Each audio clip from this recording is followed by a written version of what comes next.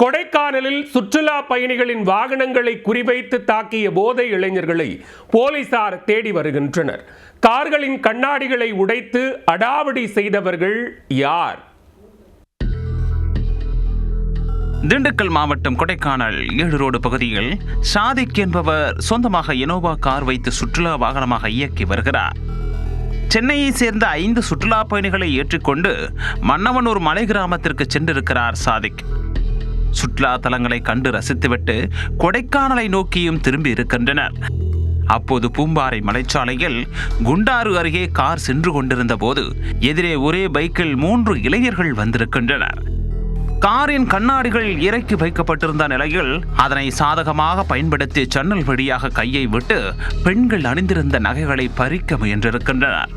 உடனே காரை நிறுத்திய சாதிக் கண்ணாடிகளை ஏற்றிவிட்டு அந்த நபர்களிடம் தட்டி கேட்டுள்ளார். உடனே அந்த இளைஞர்கள் இனோவா காரின் முன்பக்க கண்ணாடியை உடைத்து சேதமாக்கி ஓட்டுநரின் வாயில் ரத்தம் வர தாக்கிவிட்டு அங்கிருந்து தப்பிச் சென்றுள்ளனர். போதையில் இருந்த அந்த இளைஞர்கள் மன்னவனூர் கிராமத்திலிருந்து எதிரே வந்த பல வாகனங்களை சேதமாக்கிக் கொண்டே சென்றதாகவும் சொல்லப்படுகிறது. அந்த 3 நபர்கள் சேர்ந்து கேரளா இளைஞர்கள் சென்ற வாகனத்தையும் வழிமறித்து சேதப்படுத்தி உள்ளனர். அப்போது கேரளா இளைஞர்கள் அந்த மர்ம நபர்களை தாக்கி இருசக்கர வாகனத்தை சாலையிலிருந்து பள்ளத்திற்குள் தள்ளிவிட்டுள்ளனர். இதனைத் தொடர்ந்து கேரளா இளைஞர்களிடமிருந்து அவர்கள் தப்பித்து ஓடி இருக்கின்றனர். இந்த சம்பவம் குறித்து இனோவா கார் ஓட்டுநர் சாதிக் கொடைக்கானல் காவல் நிலையத்தில் புகார் அளித்துள்ளார். போலீசார் நடத்திய விசாரணையில் சாலைகளில் அடாவடி செய்த அதே இளைஞர்கள் ஏரிச்சாலை அருகே உள்ள தனியார் மதுபான கடைக்கு சென்று அடாவடி செய்ததும் தெரிய வந்தது.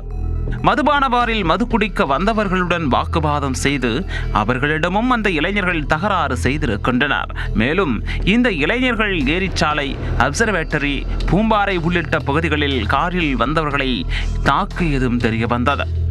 தொடர் அடாவடியில் ஈடுபட்டு வந்த அந்த இளைஞர்களை காவல்துறையினர் தேடி வருகின்றனர். போதை இளைஞர்கள் விட்டுச் சென்ற பைக்கை வைத்து அவர்களை கண்டுபிடிக்க முயற்சியிலும் போலீசார் ஈடுபட்டுள்ளனர்.